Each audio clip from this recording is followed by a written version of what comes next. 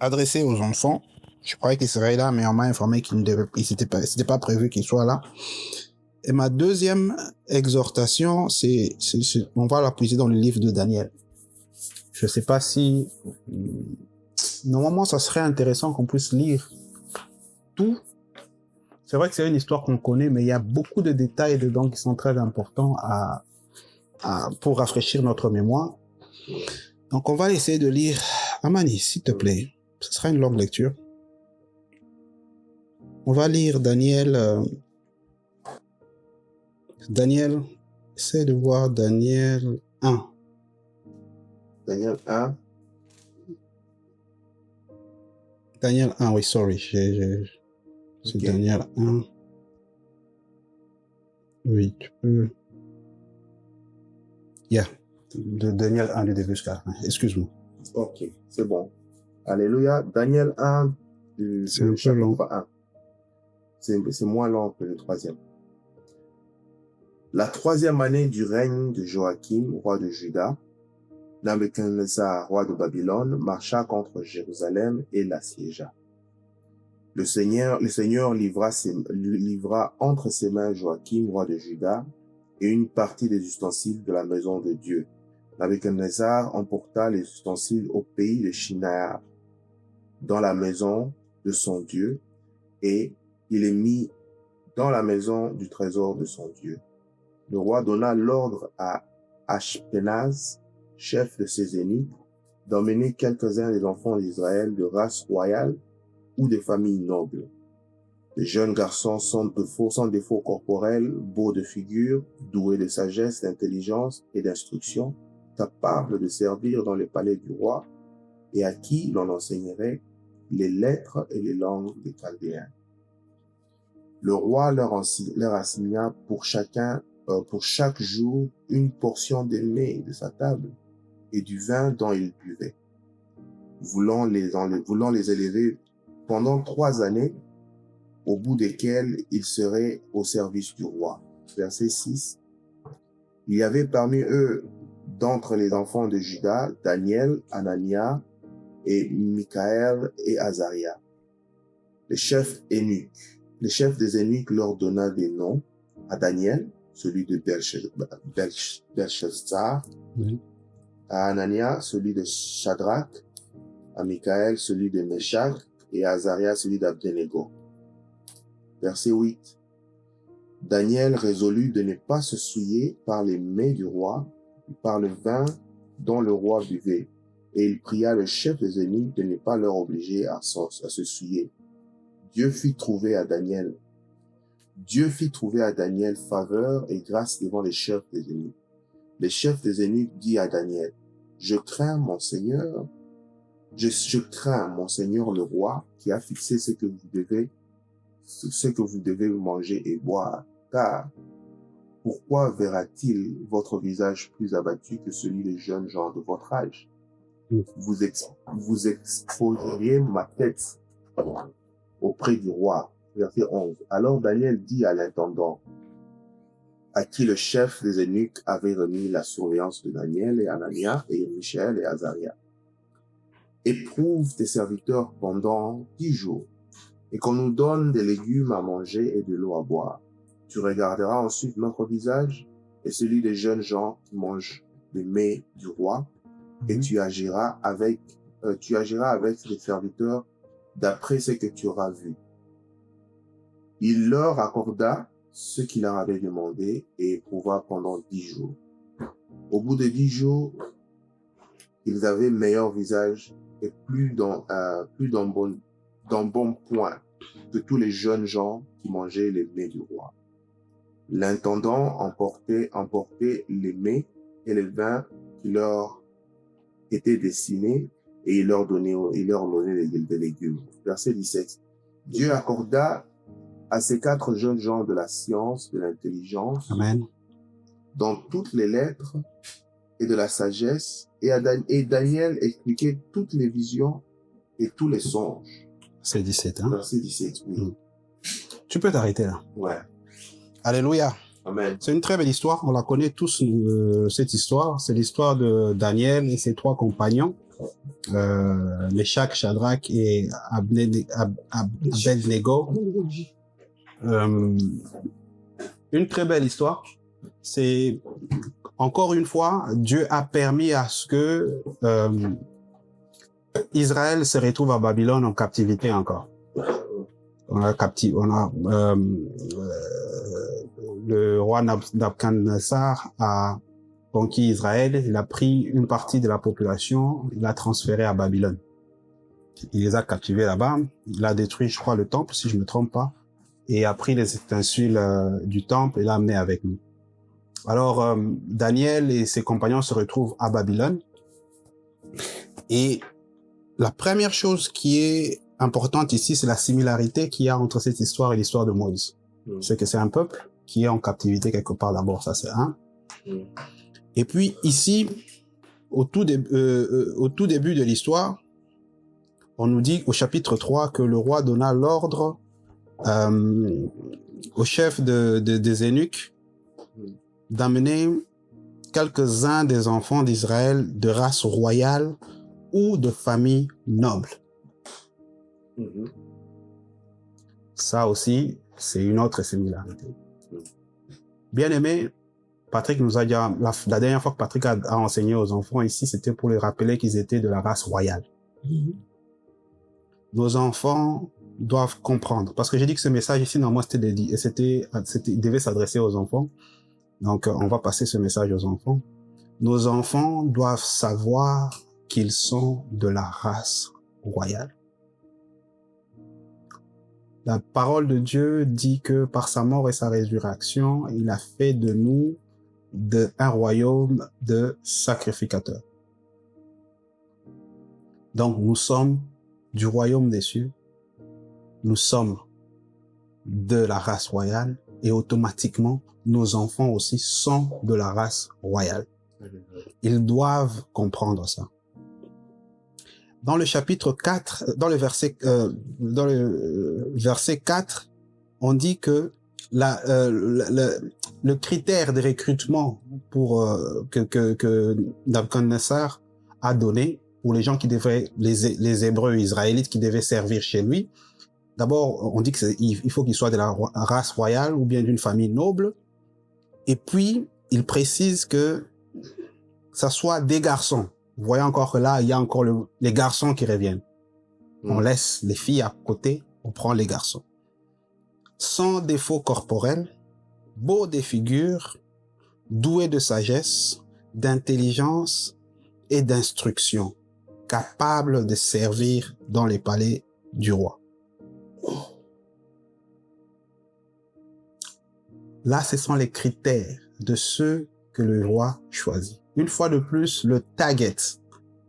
Ceux qui sont visés, ce sont des gens de la famille royale, donc nos enfants, j'ai déjà dit qu'ils sont de la famille royale, des garçons, donc c'est ceux qui sont destinés à multiplier, ceux qui sont destinés à porter la sémence, et j'avais expliqué déjà que la sémence, c'était la parole de Dieu.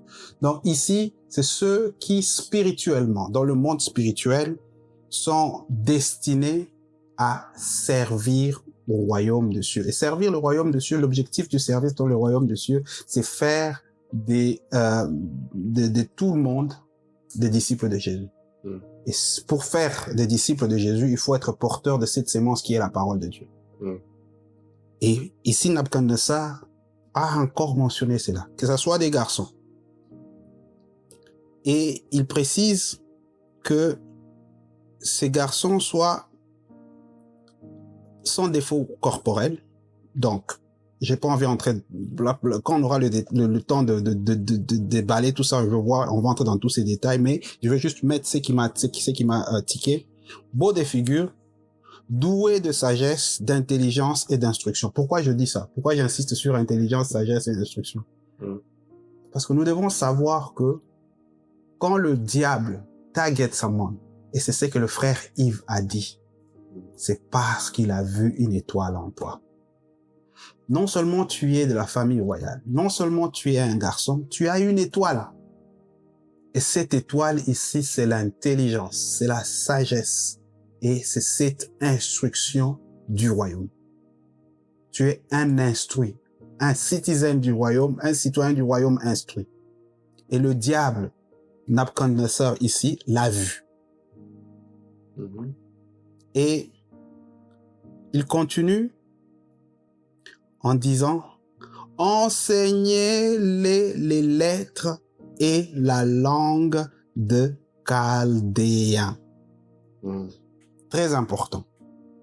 Donc, nos enfants, intelligents déjà ils sont, instruits déjà ils sont, sages déjà ils sont, et ça c'est de la sagesse, de l'intelligence que Dieu a mis en eux, c'est naturel. Et le diable a vu ça. Et parce que le diable a vu ça, le diable veut les recruter. Ici aussi, comme je dis, quand on parle des garçons, c'est de la même chose que dans le livre d'Exode. Et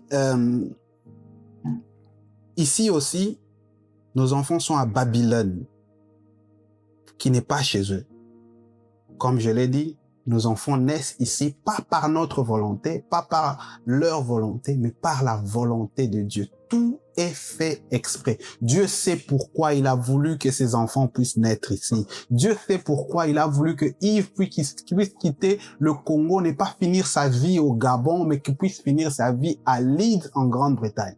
Dieu sait pourquoi il a fait. Dieu sait pourquoi il a permis à ce que Yves puisse rencontrer sa femme ici en Grande-Bretagne et qu'il puisse mettre au monde un enfant ici à Leeds. La même chose pour toi, Patrick. Dieu sait pourquoi. Il l'a fait exprès.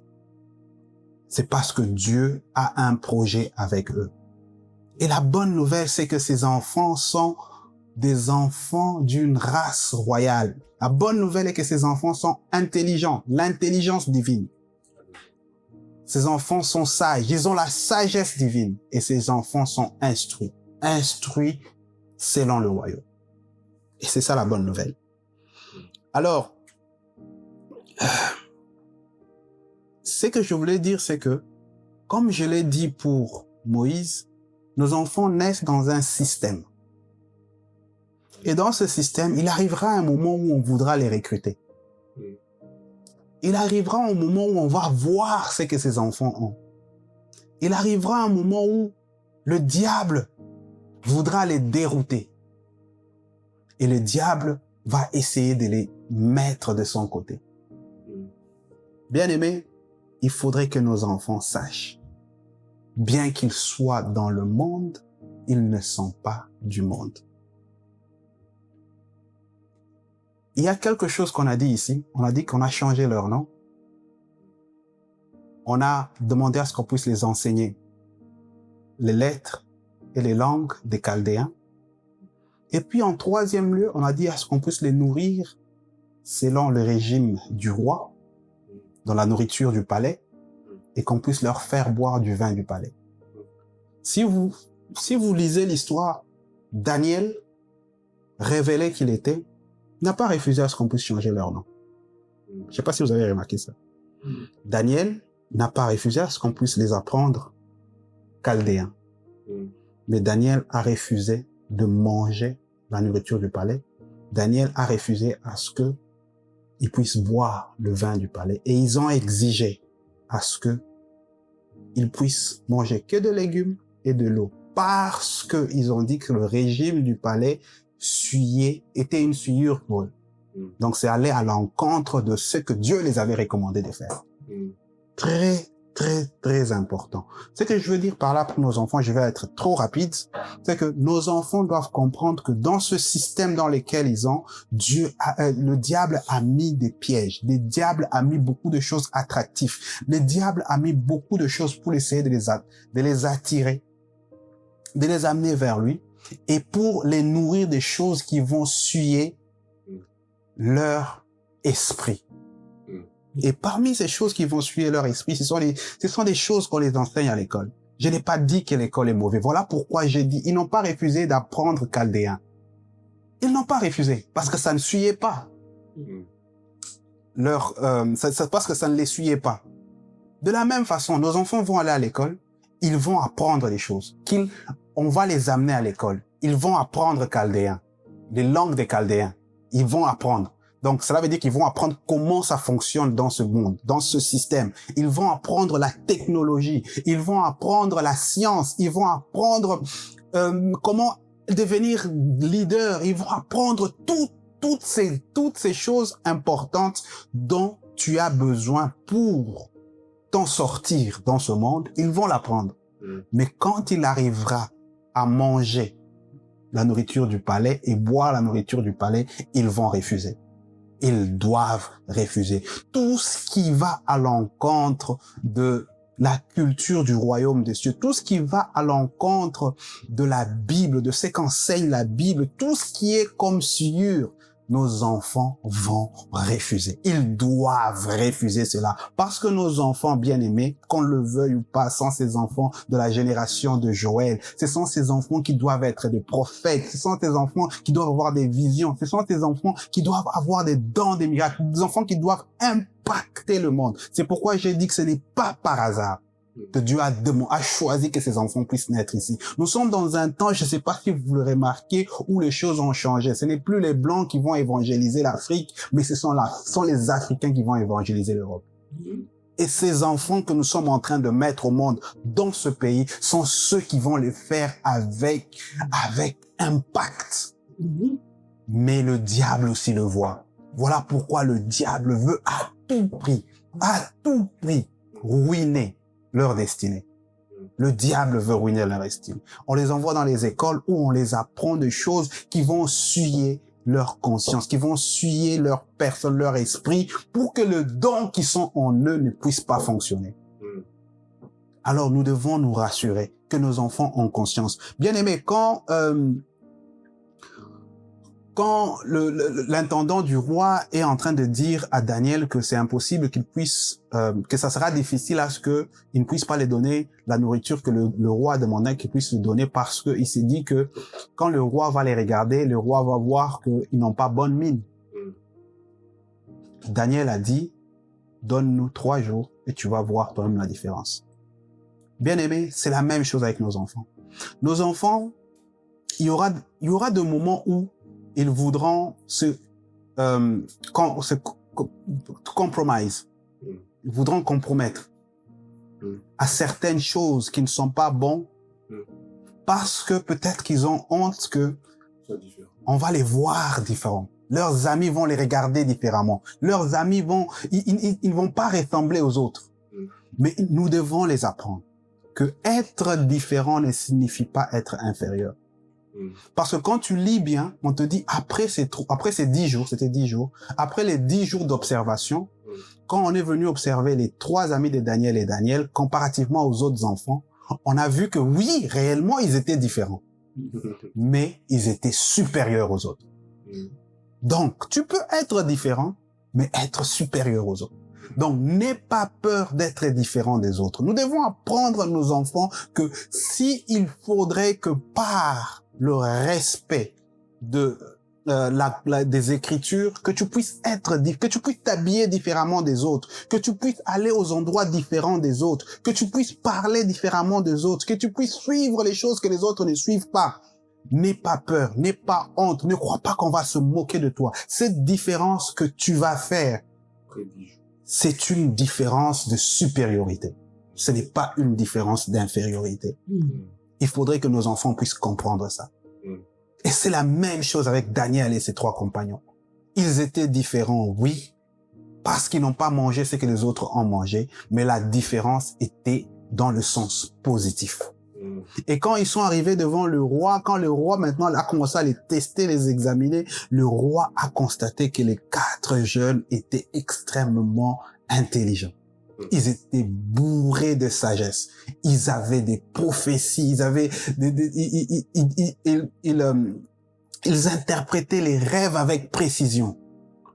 Et le roi a dit qu'ils étaient même meilleurs que les physiciens, que les magiciens et je crois des astrologues et tout, qui vivaient dans le palais du roi.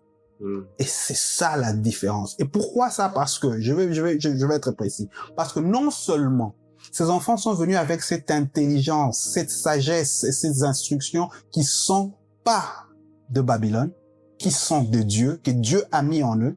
Non seulement ils sont venus avec ça, mais ils ont aussi appris ce que les Babyloniens, les Chaldéens avaient. Donc, ils ont appris leur langage. Et ces langages, dans le monde actuel, s'il faut que je puisse être maintenant clair dans mes mots, ce sont les diplômes. Ce sont les certificats. Ce sont toutes ces grandes études. Nos enfants doivent étudier. Nos enfants vont étudier. Ils vont avoir des grands diplômes, ils vont distinguer, ils vont briller dans leurs études jusqu'au point où ils vont se distinguer de tous les autres enfants et se retrouver dans les palais. La même chose que Daniel et ses 3 compagnons se sont retrouvés dans le palais du roi, là où les décisions se prennent, là où on décide des choses. Nos enfants vont se retrouver là-bas parce que leur destinée est d'impacter ce monde. Leur destinée est d'impacter cette société dans laquelle nous sommes. Et il n'y a pas une façon d'impacter que d'impacter de l'intérieur. Il n'y a pas une meilleure façon d'impacter que d'impacter au sommet. Et nos enfants doivent être au sommet. Pour être au sommet, bien aimé, on n'a pas le choix, il faut qu'on joue le jeu du jeu. Ça veut dire, il faudrait que dans le pays dans Babylone, qu'on puisse parler la langue des Chaldéens. Qu'on puisse écrire comme les Chaldéens, qu'on puisse parler comme eux, mais qu'on puisse pas se compromettre. Quand il va arriver aux choses qui souillent notre esprit, qu'on puisse dire non. Et une fois qu'on sera au palais, alors là, on pourra nous aligner dans notre destinée, on pourra changer les choses, on pourra impacter le monde, on pourra gagner des âmes. Parce que, bien aimé, évangéliser en Europe, c'est très difficile. Mais ces enfants ici, ils auront tous les outils. Ils auront les dons parce qu'on dit, on les a choisis parce qu'ils avaient ces dons. Ils avaient l'intelligence, ils avaient la sagesse, ils avaient l'instruction. C'est la même chose. Nos enfants ont le Saint-Esprit, ils auront le Saint-Esprit, ils ont le don. Et en plus de cela, ils auront ce qui convainc dans ce monde. Ce sont les diplômes. Ils vont les avoir. Nos enfants seront brillants, ils seront intelligents. Ça sera des inventeurs. Ça sera des gens qui vont créer des grandes choses. Ils vont faire des grandes choses et tout le monde aura les regards en eux de façon que quand ces enfants vont s'élever, ils vont dire que si je suis arrivé à faire ça, c'est parce que mon Dieu est grand. Parce que Jésus, le Dieu de l'alliance de mes pères, ce Dieu que ce jour-là, un jour, dans une maison à Biston, mes pères se sont assis, ils ont prié pour moi. Ce Dieu-là, que mon père Yves, que mon père Patrick, mon père Peter était en train de prier chaque mercredi. Ce Dieu-là a permis à ce que je puisse inventer X, Y, Z. Et quand il va le dire, tout le monde va les regarder, tout le monde va l'admirer et tout le monde va vouloir connaître qui est ce Dieu-là. Bien aimé, il faudrait que nos enfants puissent comprendre cela. Les enfants doivent comprendre quand il s'agit des choses qui souillent à l'esprit, il n'y a pas de compromission. Mais quand il s'agit de s'adapter, quand il s'agit d'apprendre pour gagner et arriver au sommet, pour rentrer dans les palais, ils vont le faire. Ça, c'était mon message aujourd'hui pour les enfants. Je voudrais que ces enfants comprennent qu'ils sont de la race royale. Je voudrais que ces enfants comprennent qu'ils sont spéciaux. Je voudrais que ces enfants comprennent qu'ils ont une étoile. Et je voudrais qu'ils comprennent que le diable ne vienne pas les mentir. C'est vrai, ils vont se retrouver à des endroits où on voudra les recruter dans les sectes, dans les sciences occultes pour leur dire que c'est là qu'on va leur donner l'intelligence, c'est là qu'on va leur donner des trucs pour gagner le monde, c'est là qu'on va leur donner des trucs pour dominer. Le diable n'est qu'un menteur parce que toutes ces choses, ils l'ont déjà. Daniel et ses compagnons ont été recrutés parce qu'ils étaient intelligents, sages et instruits. Beaux de figure, de corps, de corps sans défaut. Ce sont ces critères qui a fait à ce que le diable puisse avoir un regard sur eux. Bien aimé, dans les sciences occultes, dans les sectes, on ne recrute pas ceux qui n'ont pas l'étoile. Donc il faudrait que nos enfants comprennent que si un jour, ces gens-là se tournaient vers eux, c'est parce que dans eux, ils ont ce que ces gens-là cherchent et non pas le contraire. Et qu'ils sachent dire non parce que ce qu'ils ont est plus fort que ce que ce monde-là peut les donner. Ce qu'ils ont est naturel parce que ça vient de Dieu. Tout ce qu'ils ont à faire, c'est d'apprendre le chaldéen. Tout ce qu'ils ont à faire, c'est apprendre comment on fait pour gagner ce monde. Convaincre ce monde. Quand je te parle de gagner, pas gagner le monde, peut-être ça sonne pas bien, mais convaincre le monde. Et la seule façon de convaincre, c'est de attester ce qui est déjà en toi par des diplômes, attester ce qu'il y a déjà en toi par des brevets, par des certifications, pour que le monde dise que waouh, celui-là c'est un génie, parce que c'est ça les principes de ce monde.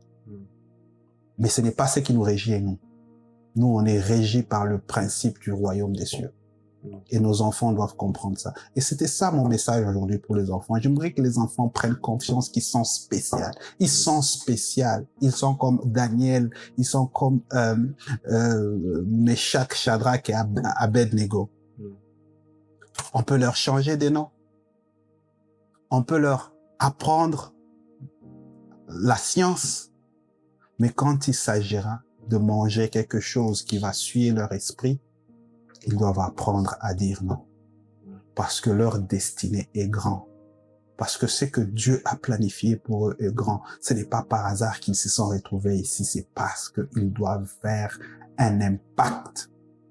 Ils doivent gagner les âmes. C'était ça mon message pour les enfants. Je ne sais pas si l'homme de Dieu a quelque chose à ajouter. Je ne sais pas si Patrick, tu as quelque chose à ajouter. Puis on va finir avec la prière. Amen. J'oublie toujours deux petits trucs que je mets. Tu peux enlever le micro. Faut que j'intervienne.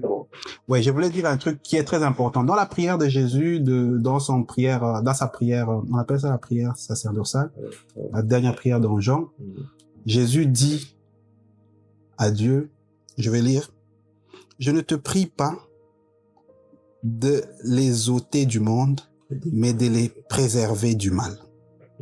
Ils ne sont pas du monde comme moi, je ne suis pas du monde. C'est un peu ça. Nous sommes dans ce système ici. Et ça serait facile pour Dieu de dire que non, oh, c'est très dangereux pour nos enfants, on les enlève d'ici. Mais Dieu dit non, non, non, non, non, restez là-bas parce que j'ai une mission pour vous. Vous devez changer les choses dedans, pas dehors. Et c'est ce que Jésus dit. Et nos enfants doivent comprendre ça. Parce qu'il n'y a rien, il n'y a rien qui empêche à ce que Dieu puisse nous sortir de ce système. Mais Dieu veut que nous puissions rester dedans. Mais une chose est sûre, c'est qu'il y a une garantie qui va nous préserver de tout mal. Il y a une promesse qui est dans Genèse 17:7 qui dit « J'établirai mon alliance entre moi et toi et tes descendants après toi. Selon leur génération, ça sera une alliance perpétuelle en vertu de laquelle je serai ton Dieu et celui de la postérité après toi. » Ça, c'est aussi juste un verset que je voulais augmenter pour garantir par rapport à ce que j'avais dit avec Exode et ce que je viens de dire maintenant que si nous faisons ce que nous recommande Exode, nos enfants seront préservés et Dieu promet que cette alliance qu'il a avec nous, cette alliance qui fait à ce que chaque mercredi nous puissions nous retrouver ici, cette alliance-là va suivre notre postérité. Alléluia. Que Dieu vous bénisse. Amen. Gloire à l'Éternel. Amen. C'est à toi.